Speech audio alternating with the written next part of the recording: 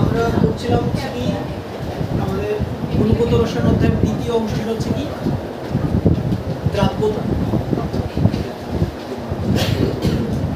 ওকে, so দ্রাব্যতার concept যেটা আমাদের ছিল যে আমাদের একটা দ্রবণ থাকবে, এই দ্রবণে কয়টা উপাদান থাকবে? দুইটা উপাদান থাকবে, একটা হচ্ছে আমাদের দ্রব আর একটা হচ্ছে আমাদের কি দ্রাবক। দ্রবের পরিমাণ দ্রাবক অপেক্ষা সাধারণত কম থাকবে এবং দ্রবণটা কি হতে হবে? সম্পৃক্ত হতে হবে। সম্পৃক্ত। তো গত ক্লাসে আমরা সম্পৃক্ত দ্রবণের একটা আইডিয়া দিছিলাম না? সম্পৃক্ত দ্রবণ কি?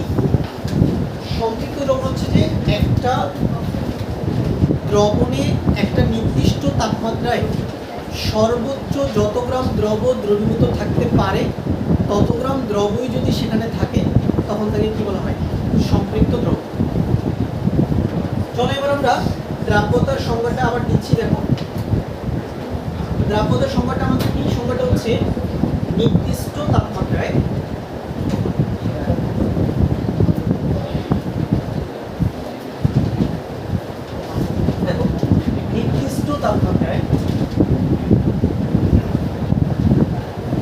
কোন সম্পৃক্ত দ্রবণে প্রতি 100 গ্রাম দ্রাবকে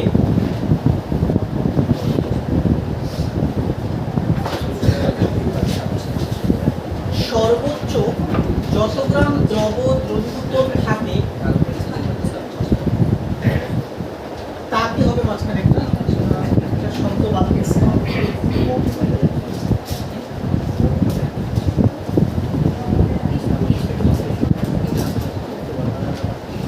তাকে ওই তাপমাত্রায় ওই দ্রবের কি বলে? দ্রাব্যতা বলে। এই কথাটা বললে সংজ্ঞাটা ভালো করে দেখো। এই সংজ্ঞাটার মধ্যে কিছু ভাই কিওয়ার্ড আছে, এই কিওয়ার্ডগুলো তোমার এখানে খুঁজে বের করতে হবে। বলো, প্রথম কিওয়ার্ড কি? যখনই দ্রাব্যতার কথা আমি বলবো আমার তাপমাত্রা নির্দিষ্ট থাকবে, নাম্বার 1। ওকে, এরপরে হচ্ছে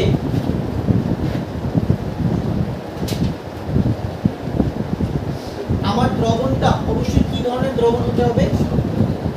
সম্পৃক্ত দ্রবণ হতে হবে।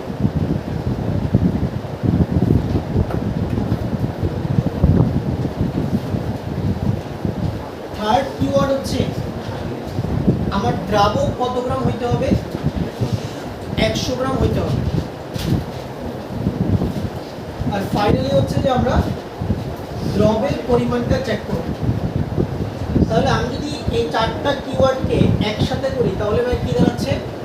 নির্দিষ্ট তাপমাত্রায় কোনো সম্পৃক্ত দ্রবণের 100 গ্রাম দ্রাবকে দ্রবের যে পরিমাণ তাকে আমরা কি বলবো? দ্রাব্যতা। তাকে আমরা বলবো দ্রাব্যতা।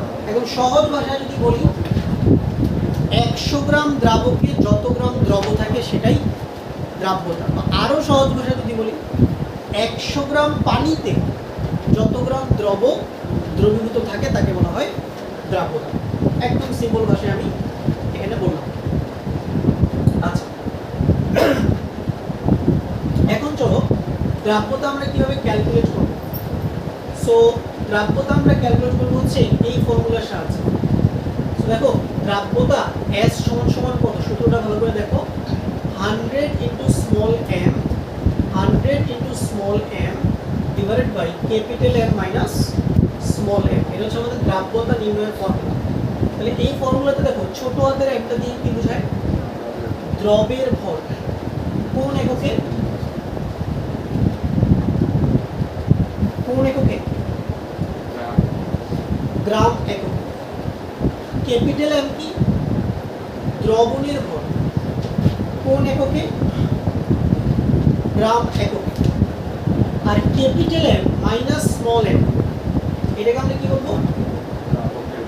দ্রাবকের ভর। এইটাও কোন এককে? গ্রাম একক। বুঝা গেল? এবার দ্রাব্যতার সংজ্ঞাটা আমি আবার বলছি, নির্দিষ্ট তাপমাত্রায় কোন সম্পৃক্ত দ্রবণের 100 গ্রাম দ্রাবকে সর্বোচ্চ যত গ্রাম দ্রবীভূত থাকে তাকে ওই তাপমাত্রায় ওই দ্রবের কি বলা হয়? দ্রাব্যতা। তাহলে ভাই চারটা কিওয়ার্ড মনে থাকবে, তার মাথার মধ্যে চারটা কিওয়ার্ড সেট করে। আচ্ছা, সবাই এটুকু ক্লিয়ার? ফর্মুলাটা ভাই বুঝছি, ফর্মুলাটা মনে থাকবে। ফর্মুলার কোন টার্মটা দিয়ে কি বোঝায় মনে থাকবে? চলো নেক্সট পেজে আমরা যাই। চলো এবার কিছু নোটস। ওকে, তো আমরা দ্রাব্যতা ম্যাথ তো সামনে করব। ওকে, সো ম্যাথ করার আগে কিছু বেসিক জিনিস তোমার জেনে রাখতে হবে।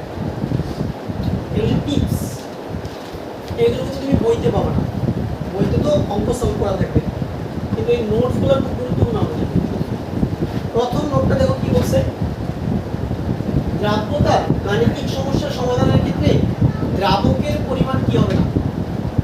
পরিবর্তন হবে না। অর্থাৎ যখনই তুমি দ্রাব্যতার কোনো ম্যাথ করবা, সেখানে পানির পরিমাণটা কি থাকবে? নির্দিষ্ট বা ফিক্সড। পানির পরিমাণটা ফিক্সড থাকবে। আচ্ছা,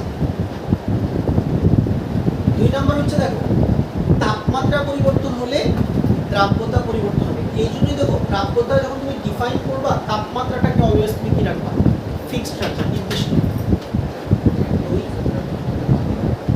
3 নাম্বার দেখো কি বলছি, দ্রবণের আপেক্ষিক গুরুত্ব দেয়া থাকলে তাকে দ্রবণের ঘনত্ব হিসেবে বিবেচনা করতে হবে এবং একক গ্রাম পার এমএল ধরে গাণিতিক সমস্যা সমাধান করতে হবে। তো অনেক সময় কোশ্চেনে দেখবা যে দ্রবণের আপেক্ষিক গুরুত্ব দেওয়া আছে, তাহলে আপেক্ষিক গুরুত্বকে আমরা দ্রবণের ঘনত্ব হিসেবে কি করব? বিবেচনা করব, এবং এই আপেক্ষিক গুরুত্বের একক সর্বদা কি হবে? গ্রাম পার এমএল। 4 নাম্বার কি বলছে দেখো, দ্রাব্যতা সর্বদা সম্পৃক্ত দ্রবণের জন্য প্রযোজ্য হবে। আর 5 নাম্বার কথা লিখছি দেখো, সচরাচর গাণিতিক সমস্যাগুলোতে তাপমাত্রা বাড়লে দ্রাব্যতা বাড়বে, আর তাপমাত্রা কমলে দ্রাব্যতা কি? এটা কিন্তু সব সময়ের জন্য সত্য না, কথাটা বুঝতে পারছো? বাট আমরা যে ম্যাথগুলো প্র্যাকটিস করব, ম্যাক্সিমাম ম্যাথই কি এই ধরনের নিয়ম ফলো করা হয় যে তাপমাত্রা বাড়লে দ্রাব্যতা বাড়ে, তাপমাত্রা কমলে দ্রাব্যতা কমে। বাট এরকমও হইতে পারে যে তাপমাত্রা বেড়ে গেছে, দ্রাব্যতা কমে গেছে, বাট ওই টাইপের সিচুয়েশন নিয়ে আমরা কোনো গাণিতিক সমস্যার সমাধান করবো না। ওকে, আমরা নর্মাল ওয়েতে করবো, তাপমাত্রা বাড়বে দ্রাব্যতা বাড়বে, তাপমাত্রা কমবে দ্রাব্যতা। আচ্ছা, বুঝা গেল 4টি নোটস? ওকে, এবার আসো দ্রাব্যতা প্রকাশের পদ্ধতি। চলো, দ্রাব্যতা প্রকাশের মোট 3টা পদ্ধতি আছে আমাদের বই অনুযায়ী। প্রথম পদ্ধতিটা দেখো, অলরেডি আমি প্রথম পদ্ধতি ডিসকাস করছি তোমাদের সাথে। প্রথম পদ্ধতিটা কি হচ্ছে দেখো, প্রথম পদ্ধতি হচ্ছে এটা। দেখো কি লিখছে, এই নোটেশনটা ভালো করে দেখো। দেখো তো নোটেশনটা কি? নোটেশনটা হচ্ছে গ্রাম অবলিক বা গ্রাম, নিচে কত দিছি আমি? 100 গ্রাম পানি। এর অর্থ হচ্ছে কি যে 100 গ্রাম পানিতে 100 গ্রাম পানিতে কত গ্রাম দ্রব কি আছে? দ্রবীভূত আছে। সেটার কনভেনশন হচ্ছে এটা, গ্রাম অবলিক 100 গ্রাম পানি। দেখো লিখছে, এই পদ্ধতিতে প্রতি 100 গ্রাম দ্রাবকে দ্রবীভূত দ্রবের সর্বোচ্চ ভরকে কি বলে? দ্রাব্যতা বলে। প্রথম পদ্ধতি হচ্ছে এটা। ওকে, তাহলে যদি আমি এরকমটা বলি, দেখো আমি যদি এরকমটা বলি যে ভাইয়া সোডিয়াম ক্লোরাইডের দ্রাব্যতা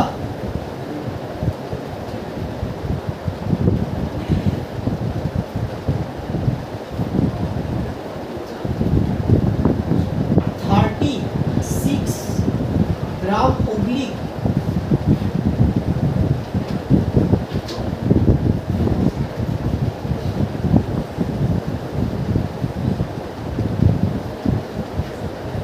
100 গ্রাম পানি।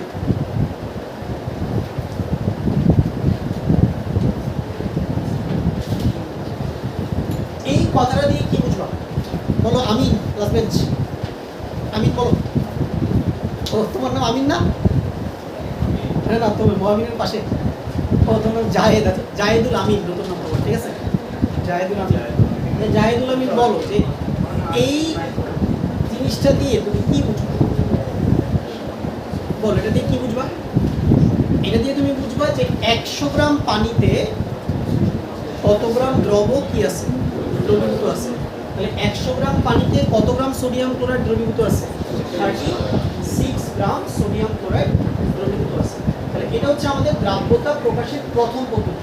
এবং এটা কার সাপেক্ষে? এটা হচ্ছে দ্রাবকের সাপেক্ষে। কার সাপেক্ষে? দ্রাবকের সাপেক্ষে। আচ্ছা, এবার চলো আমাদের দ্বিতীয় পদ্ধতি।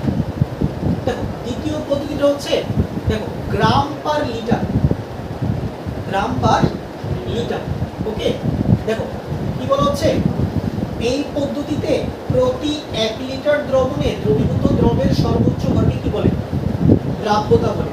অর্থাৎ গ্রাম পার লিটার যখন তুমি বলবা তখন কিন্তু সেটা দ্রাবকের সাপেক্ষে হবে না, সেটা কার সাপেক্ষে হবে? দ্রবণের সাপেক্ষে। কার সাপেক্ষে? দ্রবণের সাপেক্ষে। অর্থাৎ 1 লিটার দ্রবণে, কয় লিটার? 1 লিটার দ্রবণ। তাহলে দেখো যখন আমি দ্রাবক বলবো আমার রেফারেন্স ভ্যালুটা কত হবে? 100 গ্রাম। আর যখন আমি দ্রবণ বলবো তখন আমার রেফারেন্স ভ্যালুটা কত হবে? কয় লিটার? 1 লিটার।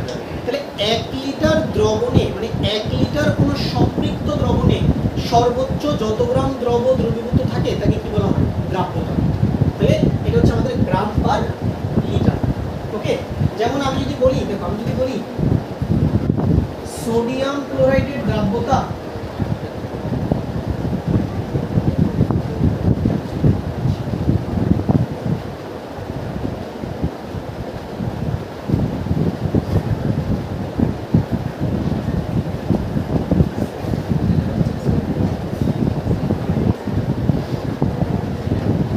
সোডিয়াম ক্লোরাইডের দ্রাব্যতা 30 গ্রাম পার লিটার।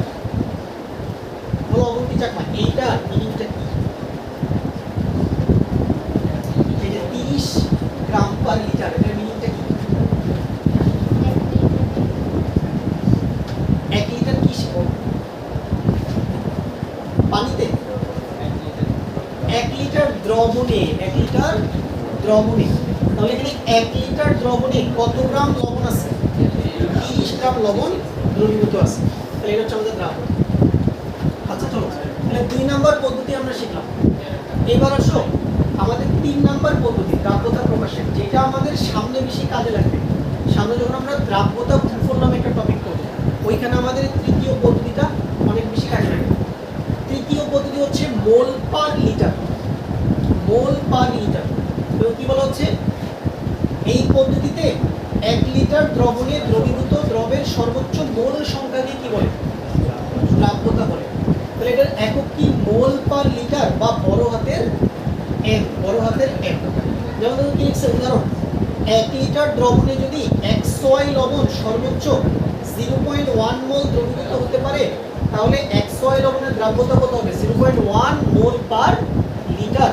মানে 1 লিটার দ্রবণে সর্বোচ্চ 0.1 মোল এই 100 লবণটা কি দ্রবীভূত হতে পারবে।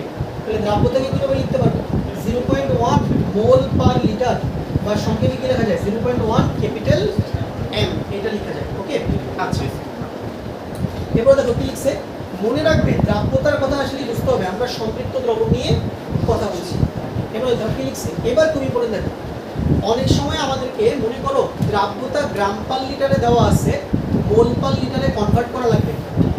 আবার অনেক সময় দ্রাব্যতা মোল পার লিটারে দেওয়া থাকবে, গ্রাম পার লিটারে কি করা লাগবে? কনভার্ট করা লাগবে। তো কনভার্সনটা কিভাবে করে এটা আমাদের জানতে হবে না? ওকে, কি লিখছে দেখো, 2 নং পদ্ধতির দ্রাব্যতাকে যোগের আণবিক ভর দিয়ে ভাগ করলে তা 3 নং পদ্ধতিতে রূপান্তরিত হয়। তার মানে কি, গ্রাম পার লিটার থেকে ভাইয়া মোল পার লিটারে কিভাবে যাব? গ্রামকে কি দিয়ে ভাগ করব? ওই যোগের কি দিয়ে ভাগ? আণবিক ভর দিয়ে ভাগ করলে কি গ্রাম থেকে কোথায় কনভার্ট হবে? মোলে কনভার্ট হবে। বুঝতে পারছো? ওকে, এটা আমাদের মাঝে মাঝে করা লাগবে। আবার দেখো কি বলছে, দ্রাব্য থেকে আণবিক ভর দিয়ে গুণ করলে তার 2 নং পদ্ধতি দ্রাব্যতায় কি পরিণত হয়। উল্টাটাও করা লাগতে পারে অনেক সময়। ধরো দ্রাব্যতা মোল পার লিটারে দেওয়া আছে, কিসে যাইতে হবে? গ্রাম পার লিটারে যাইতে হবে। তাহলে মোল থেকে গ্রামে ভাইয়া কেমনে যাব? আণবিক ভর দিয়ে কি করে দিব? গুণ করে দিলেই আমাদের কনভার্সনটা হয়ে যাবে। সেগুলো কিন্তু ভাই ভালো করে পারতে হবে, এই কনভার্সন। এগুলো না করলে তুমি অঙ্ক মিলাইতে পারবে না। চলো এখন আমরা সরাসরি অঙ্কে চলে যাই। তাহলে আবার আমি একটু দ্রাব্যতার সূত্রটা ভালো করে দেখে নাও, ভালো করে দেখে নাও। এখন আমরা কিন্তু অঙ্কে মুভ করব।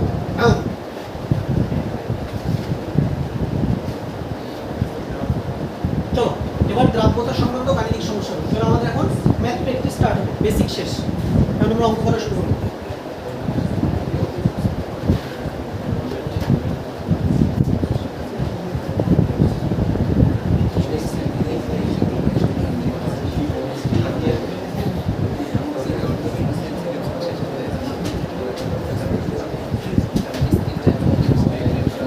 চলো কি বলছো অঙ্কটা দেখো ভালো করে ভাইয়া। দেখো বলছে 40 ডিগ্রি সেলসিয়াস তাপমাত্রায় কোন দ্রবের দ্রাব্যতা 80। কি দেওয়া আছে? আগে ইম্পর্টেন্ট ডেটাগুলোকে তুমি আলাদা করে ফেলবে। দ্রাব্যতা হচ্ছে 80 বলে ওই তাপমাত্রায়, দেখো তাপমাত্রা নিয়ে ভাইয়া তোমার কোনো টেনশন করতে হবে না। কোনো ফর্মুলাতে তাপমাত্রা কোনো কাজে লাগছে না, তাপমাত্রা খালি দেওয়া থাকবে, এটার কোনো কাজ নেই এখানে। ওই তাপমাত্রায় 1 কেজি সম্পৃক্ত দ্রবণ তৈরি করতে কত গ্রাম দ্রব ও দ্রাবক লাগবে, এটা হচ্ছে আমাদের কোশ্চেন। ওকে, এখন এই অঙ্কগুলো সূত্র দিয়ে করা যায়, আবার এই অঙ্কগুলো বৈজ্ঞানিক নিয়মেও করা যায়। ওকে, তো আগে আমি তোমাদেরকে সূত্র দিয়ে দেখাই, পরে আমরা বৈজ্ঞানিক নিয়মে দেখব। আচ্ছা বলো তো দ্রাব্যতার সূত্রটা কি ছিল?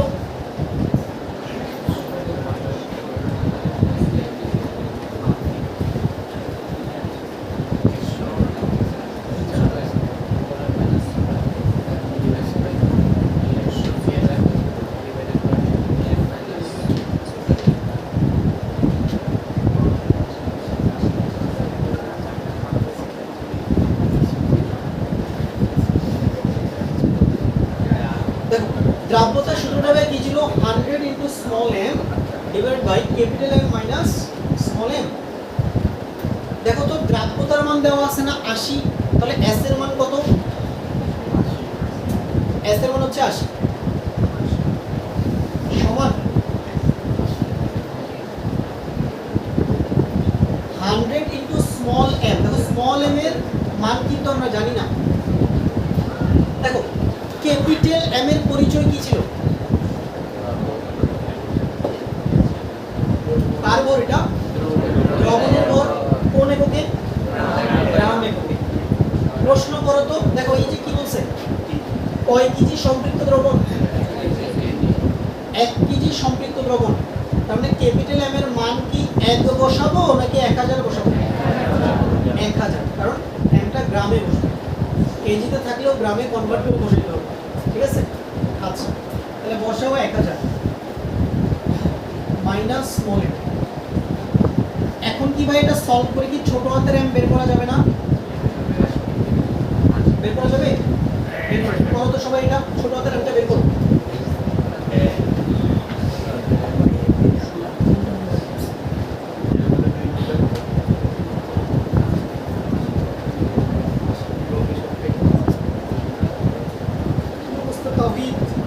প্রশ্ন হচ্ছে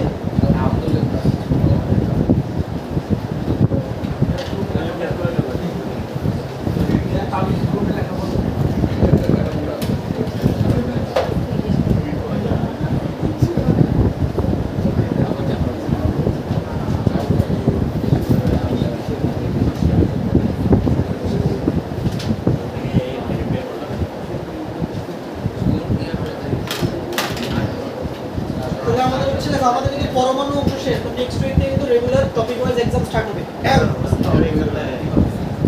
প্রতি শুক্রবারই পরীক্ষা থাকবে। আজকে রাতে রুটিন দিব, রুটিন অনুযায়ী পরীক্ষা হবে।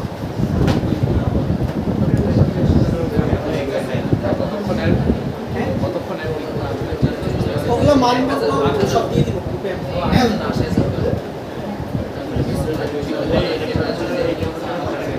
যাদের আগের ক্লাস মিসিং আছে ওগুলো তোমরা রেকর্ড দেখে নাও, রেকর্ড দেখে ওগুলো গ্যাপ কভার করো।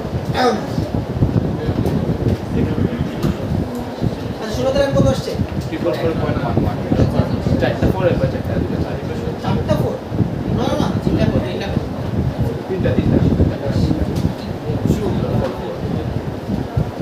স্মল এম বাই কত আসছে দেখো 444 কত 44 গ্রাম। এটা কার ভর? এটা কার ভর? এটা কার ভর? এটা হচ্ছে দ্রবের ভর পেলাম, এটা দ্রবের ভর পেলাম। এখন কার ভর লাগবে? দ্রাবকের ভর। তাহলে দ্রাবক কত হবে? দ্রাবক বের করে কি হবে? দ্রাবক কিভাবে বের করে? Capital M minus small M. তাহলে হবে capital M minus small M. তাহলে হবে 1000 মাইনাস 444.44 কত গ্রাম? 55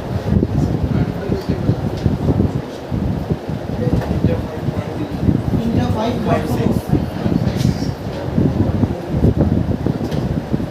আমাদের এটাই আছে।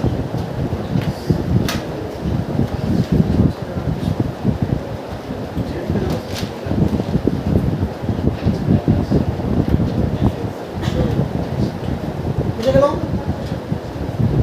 পারবো এটা? কোথায় আসছে দেখো, এটা রুয়েটে আসছে 17-18 সালে।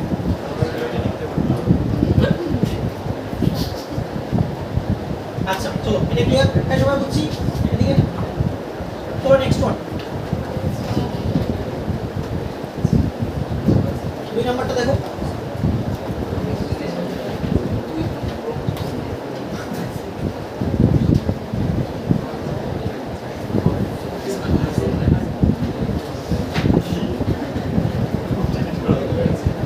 কি বলছে দেখো? 35 ডিগ্রি সেলসিয়াস তাপমাত্রায় 20 গ্রাম NaCl এর সম্পৃক্ত দ্রবণকে নেওয়া হলো। এই দ্রবণকে বাষ্পীভূত করে 5.295 গ্রাম শুষ্ক NaCl এর অবশেষ পাওয়া গেল। 35 ডিগ্রি সেলসিয়াস তাপমাত্রায় NaCl এর দ্রাব্যতা নির্ণয় করো। তাহলে কি কি ডাটা আছে? তাহলে বলো, এই যে 20 গ্রাম যেটা দেওয়া আছে এটা কিসের ভর? দ্রবণের ভর। এটা কিসের ভর? দ্রবণের ভর। এবার বলছে এই দ্রবণকে বাষ্পীভূত করে 5.295 গ্রাম শুষ্ক NaCl এর অবশেষ পাওয়া গেল। তাহলে এইটা কিসের ভর বলো তো? 5.295 কিসের ভর? এটা হচ্ছে দ্রবের ভর। এটা কিসের ভর? দ্রবের ভর। কেন? দেখো, তুমি 20 গ্রাম NaCl এর সম্পৃক্ত দ্রবণ নিয়েছিলে, এটা কি শুধু NaCl ছিল? শুধু NaCl ছিল কিনা? শুধু NaCl তো ছিল না। NaCl এর সাথে কি ছিল? পানি। যখন তুমি বাষ্পীভূত করছো তখন পানিটা উড়ে চলে গেছে, শুধু সোডিয়াম ক্লোরাইডটা পড়ে আছে। ওকে, তাহলে আমরা সরাসরি দ্রাব্যতার ফর্মুলা ইউজ করতে পারি। আমরা লিখব S = 100 m small m divide by capital M minus small m।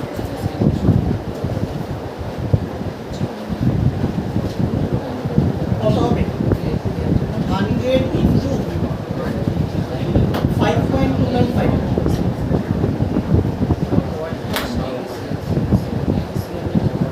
Capital M হচ্ছে তোমার 20 মাইনাস 5.295।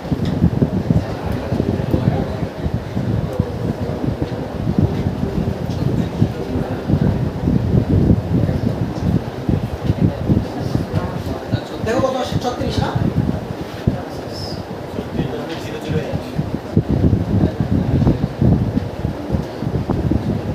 36ই বলা যায়।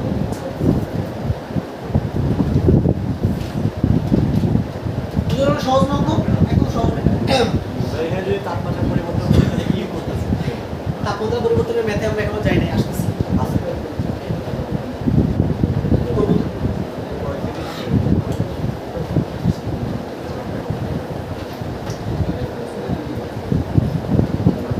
বুঝা গেল এটা? চলো নেক্সট ওয়ান।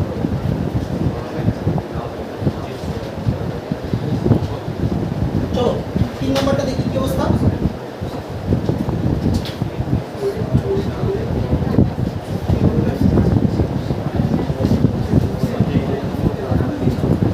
এটা কি বলছে দেখো, 35 ডিগ্রি সেলসিয়াস তাপমাত্রায়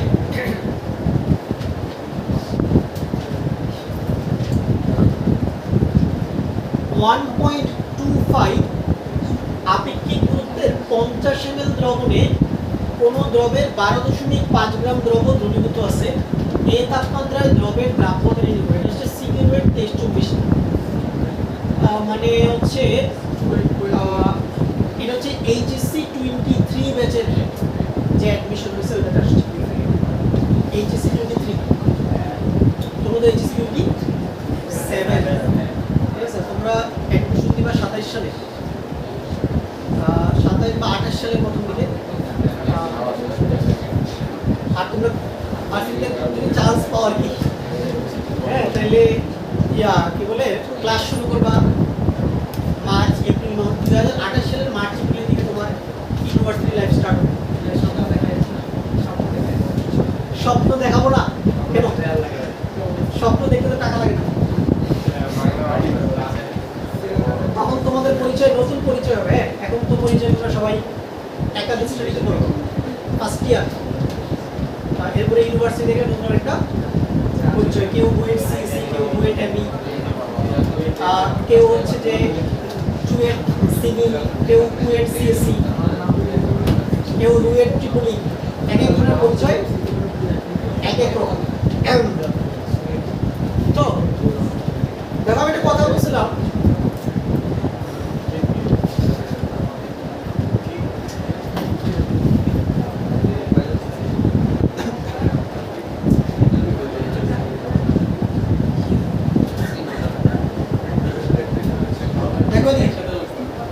আমি একটা কথা বলছিলাম যে আপেক্ষিক গুরুত্ব যদি দেওয়া থাকে এটাকে সর্বদা কি বিবেচনা করতে হবে ঘনত্ব বিবেচনা করতে হবে আপেক্ষিক গুরুত্বের মানকে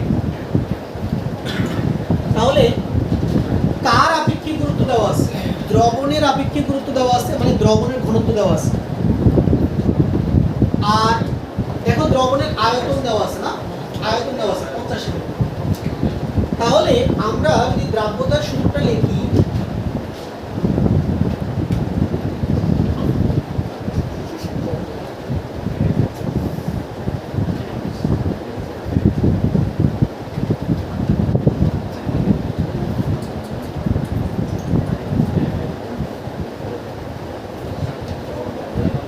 স্মল m কত বলো তো 12 কত 5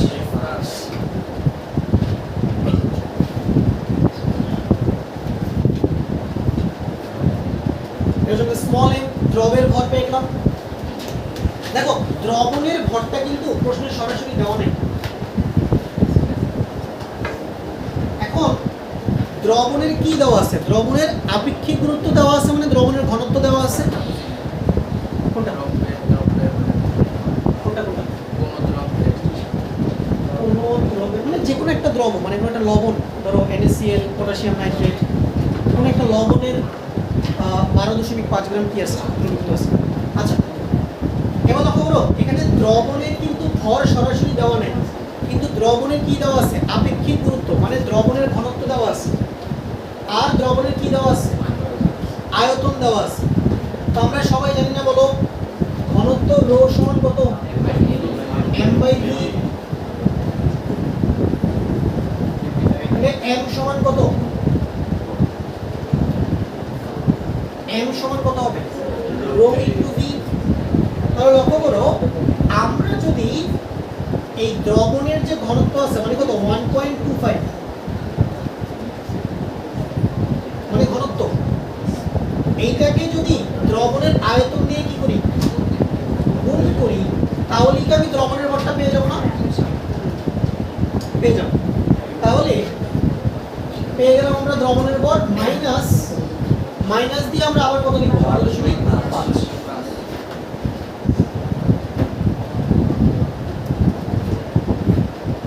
তাহলে এখান থেকে আমাদের দ্রাব্যতা চলে আসবে 25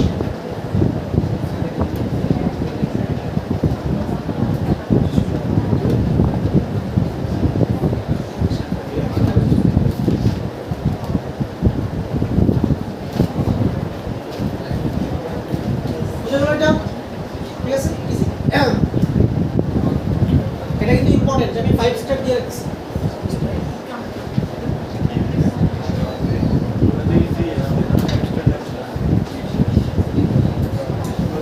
এটা ক্লিয়ার নেক্সট ওয়ান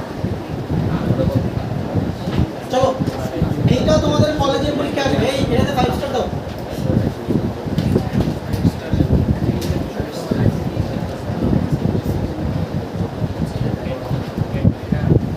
কলেজে পরীক্ষা আসবে কি বলা হচ্ছে কোশ্চেন দেখো, বলা হচ্ছে 30 ডিগ্রি সেলসিয়াস ও 55 ডিগ্রি সেলসিয়াস তাপমাত্রায় কোন দ্রবের দ্রাব্যতা যথাক্রমে 50 এবং 90।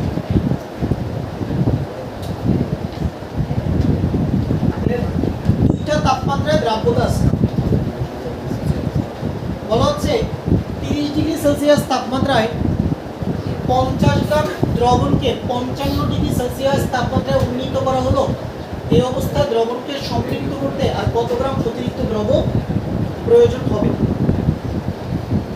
এই অঙ্কটা তিনভাবে করা যায়। একটা হচ্ছে ঐকিক নিয়মে করা যায়, আরেকটা হচ্ছে সূত্র দিয়ে করা যায়, আরেকটা দুই লাইনে করা যায়। কোনটা দেখতে চাও? হ্যাঁ, দুই লাইনে সূত্র, সূত্রের নাম শুনে শরীরে ভাব চলে আসে।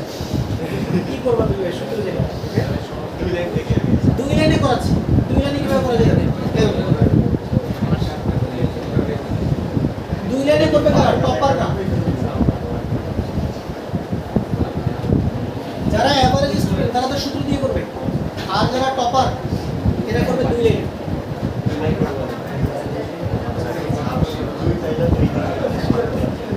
আচ্ছা, এই অঙ্কগুলোর ট্রিক্স দেখো, মনোযোগ দাও। টেম্পারেচার কয়টা? 30, তাহলে 30 আর 50 তাহলে লিখো 30 ডিগ্রি সেলসিয়াস। 30 ডিগ্রি সেলসিয়াসে কি অবস্থা এটা দেখো, 55 ডিগ্রি সেলসিয়াসে কি অবস্থা এটা দেখো।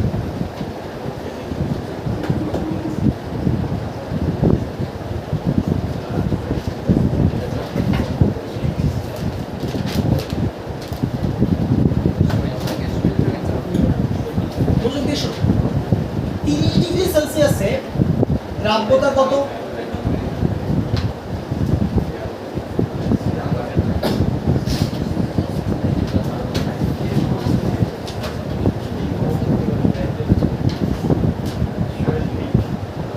50। এদিকে মনোযোগ দাও, 50।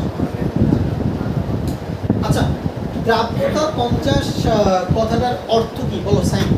এই দ্রাব্যতা 50 কথাটার অর্থ কি? এই 50 যে বললাম দ্রাব্যতা, এটা দিয়ে কি বোঝায়? তাপমাত্রায়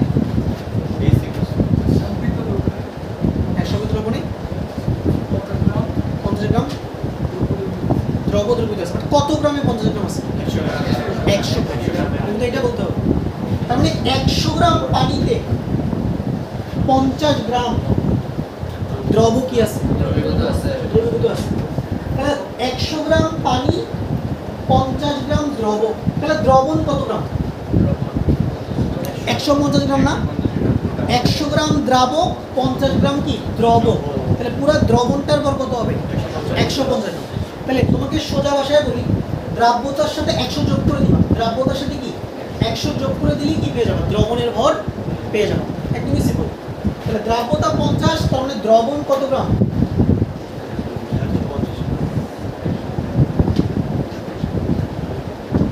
ঠিক আছে, 150। এবার ইস্তেহার বলো 55 ডিগ্রিতে দ্রাব্যতা কত?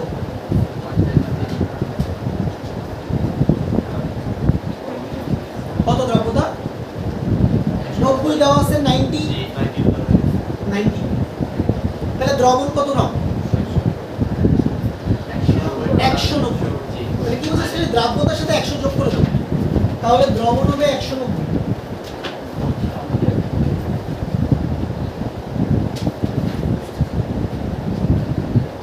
তাহলে প্রথম কাজ কি তোমার? দুইটা তাপমাত্রার দ্রাব্যতা থেকে কি বের করে ফেলা? দ্রবণের ভরটা বের করে ফেলা। তুমি বের করে ফেলো। এখন একটা জিনিস তুমি চিন্তা করো, তুমি যদি 30 ডিগ্রি সেলসিয়াস থেকে 55 ডিগ্রি সেলসিয়াসে যাও, তোমার দ্রবণের ভর 150 থেকে কত হয়ে গেছে? 190 হয়ে গেছে। কথাটা বুঝো। হ্যাঁ, সেম দ্রব্য এবং দ্রব্য। এখন দেখো, আমি একটা নোট লিখছিলাম না কিছুক্ষণ আগে, যে দ্রাব্যতার গাণিতিক সমস্যার সমাধানের ক্ষেত্রে দ্রাবকের পরিমাণ পরিবর্তন হবে না। এই কথাটা দিয়ে আমি কি বোঝাচ্ছি?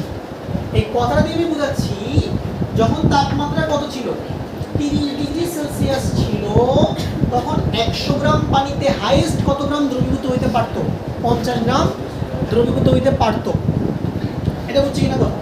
কিন্তু আমি আরেকটা পয়েন্ট লিখছিলাম দেখো এই নোটসের মধ্যে, যে তাপমাত্রা বাড়লে দ্রাব্যতা বাড়ে, তাপমাত্রা বাড়লে দ্রাব্যতা বাড়ে।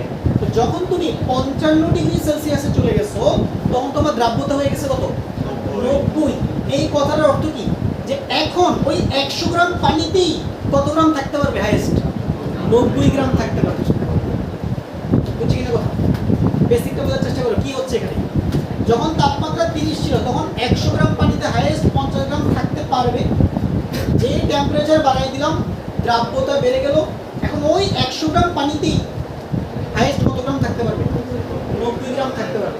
তাই দেখো পানির পরিমাণ কিন্তু চেঞ্জ হয় নাই। পানির পরিমাণ কত গ্রামই আছে? 100 গ্রামই আছে। এটা খুবই ইম্পর্টেন্ট পয়েন্ট, কিন্তু দ্রাব্যতার যে কোনো মেথে তোমাকে এটা এনশিওর করতে হবে, পানির পরিমাণ চেঞ্জ হবে না। ওকে, তাহলে আমাকে বলো, তাহলে আমি যদি 30 থেকে 55-তে চলে যাই, তাহলে দ্রবণকে সম্পৃক্ত করতে এক্সট্রা কত গ্রাম লাগবে? 40 গ্রাম না? এক্সট্রা কত গ্রাম লাগবে? 40 গ্রাম না? তাহলে আমরা কি এভাবে লিখতে পারি না যে 150 গ্রাম দ্রবণকে সম্পৃক্ত করতে অতিরিক্ত দ্রবণ লাগে কত? 40 গ্রাম। ওই নিয়মে খালি দুই লাইন অঙ্ক হবে।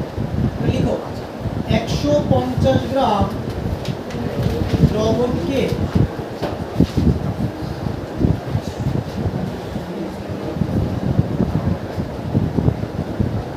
সম্পৃক্ত করতে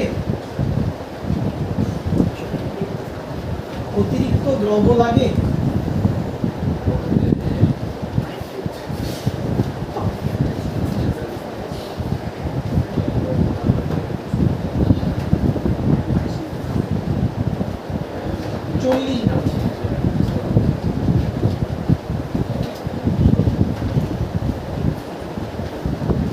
তাহলে বলো প্রশ্নে কত গ্রাম দ্রবণ বলছে? প্রশ্নে কত গ্রাম দ্রবণ বলছে? 50 গ্রাম না? তাহলে আমি কি লিখতে পারি? সুতরাং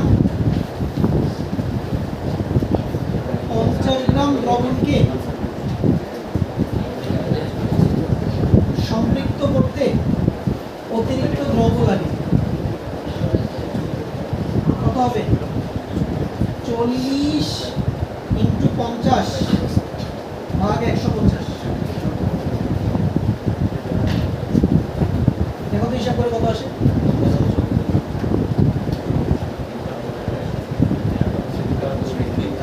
তেরো দশমিক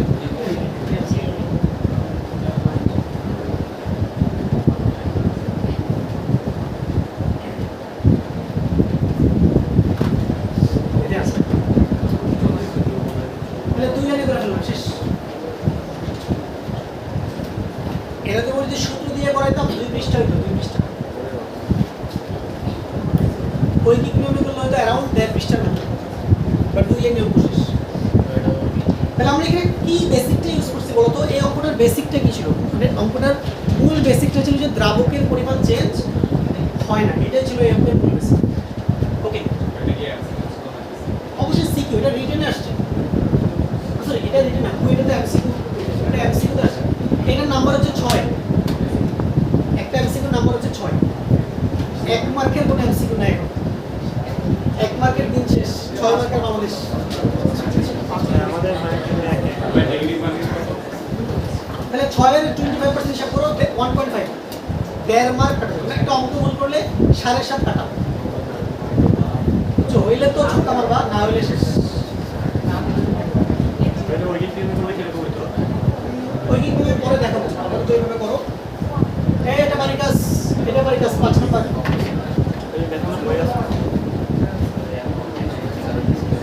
এটা এইচডব্লিউ 6 আমি করাবো।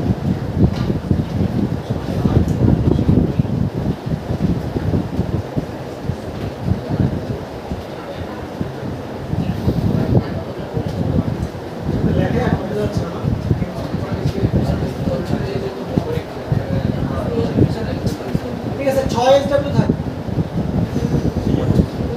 6 এইচডব্লিউ দিলাম, 7 এইচডব্লিউ তাহলে 5 6 7 না ভাই 23 জন থাকবে 8 থেকে শুরু করে বাকিগুলো আমি ক্লাসে করব তাহলে আজকে তুমি থাক আল্লাহ হাফেজ। শুধু 5 না 5 6 7